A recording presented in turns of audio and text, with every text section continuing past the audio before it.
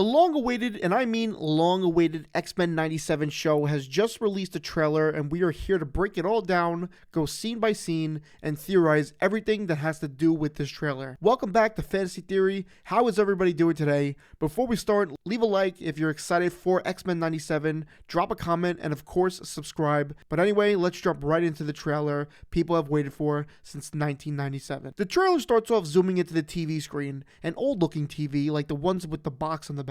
I know, right? The TV has the classic logo on it that says Saturday on it, which is because back then these were called Saturday morning cartoons, and all of us kids and even adults would rush to the TV when we woke up to watch the latest episode of the series. To the side, we see a picture of Scott and Jean, the same photo that inspired the famous Wolverine sad meme, you know, the one of him looking at the picture of them two. And to the right, we see a Colossus action figure, still in the box by the company Toy Biz, who does have a history with Marvel. Above the TV is a VHS tape that says X-Men DOFP, which stands for X-Men Days of Future Past. You may be familiar with the movie or comic run, but that's what it's referring to. The TV moves in slowly and we see one of the final episodes of the show, I believe the final episode, when it was on air. The show will be taking place from this episode and season, so you do have some homework to do if you didn't watch this growing up. I also want to add the show is set to premiere on March 20th, just to let you know. By the way, the voice actors on this, I'm going to go through this quickly.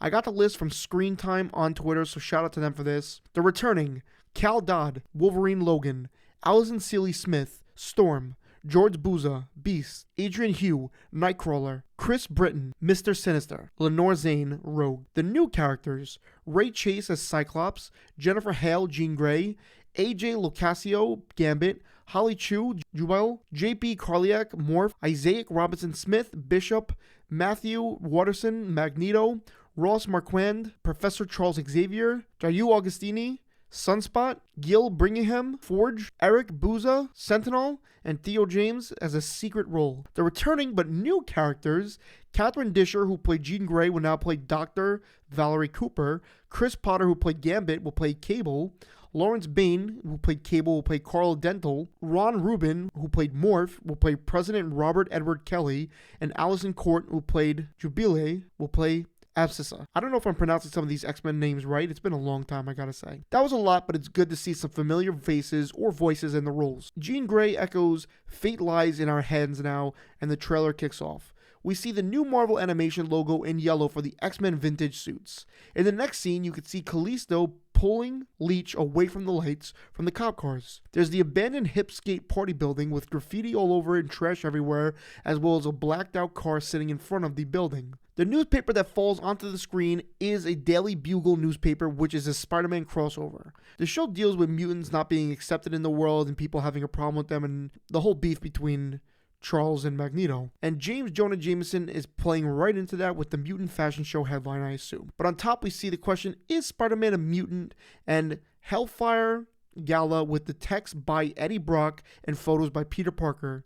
So, wow, a Venom and Spider-Man reference on the page in the scene. Could we see them turn up in the future, maybe even this season? I know there was some times back when Spider-Man crossed over with them, so maybe we could see it again. Who really knows? We see a casket being lowered into the ground. Maybe this is Charles Xavier, judging by the last episode, or could it be misleading on purpose? The crowd of protesters in the next scene are protesting what looks to be mutants, with the no mutant sign and the FOH sign with red and blue colors in the bird, which is the group Friends of Humanity, who is an anti-mutant group. There's a giant Sentinel arm being worked on, and then we see Magneto in front of the UN, which, with how it's played, looks like he's facing the judges rather to the audience, so maybe he is on trial for something and speaking with the judge. The statues of Charles and Magneto are on screen in front of what looks to be a big temple, and we see that big temple later in the trailer, I believe. Here's where we see the X-Men start to tease themselves out with quick glimpses of what looks to be them kind of showing their powers or powering up. Cyclops gets his goggles ready, Gambit gets his cards ready, Storm walks with electricity around her feet, Wolverine expanding his claws, and boom, a shot of all of them in the cockpit. We see on the left side Beast, Wolverine, Morph, and Bishop. And on the right side, we see Cyclops, Storm, Gambit, and I believe Rogue in the back. We see a few quick shots I didn't think anything too notable of, or I just couldn't really understand what they were. If you do notice that, please drop a comment and let me know what I missed. And then, most importantly, a pregnant Jean Grey, it seems, because then the next scene, we see her going in for a kiss with Scott. The X-Men have a scene where they're about to take on a giant Sentinels, which may be a payoff from the arm earlier in the trailer. We get this cool-ass shot, might be the best shot of the trailer, of Gambit jumping off the Wolverine's back as he runs towards an enemy, expanding his claws, and Gambit expanding his rod. And finally, Cyclops says, "To me, my X-Men." with Rogue flying and holding Beast and Bishop and the others to follow. When we think the trailer ends, we get this quick scene of the X-Men confronting Magneto in what looks to be after a basketball game like the one we saw in the show before, and Magneto pushes a book towards them saying, "The last will and testament of Charles Xavier. Everything he built now belongs to me." Oof, what a great trailer.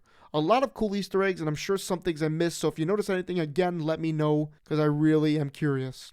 I'm super hyped for this show. I may even watch the old episodes just to kind of get ready, because I definitely need a refresher on some of this. I know I had a lot of time to do it, but I had to wait till last minute when the show actually has a release date. Again, this show will premiere on March 20th, and it will have 10 episodes, I assume, that will come out weekly. A missed opportunity though, March 20th is not a Saturday, it's a Wednesday, so we couldn't get a Saturday morning cartoon, not even for the premiere. Again, missed opportunity. With all that being said, leave a like, drop a comment, and subscribe. I had a great time breaking this down and going through the trailer. It's a lot of fun, and I'm going to be breaking them down every time they come out each week, so stay tuned for that. Again, leave a like, drop a comment, and subscribe, and I'll see you all in the next one. Have an incredible day.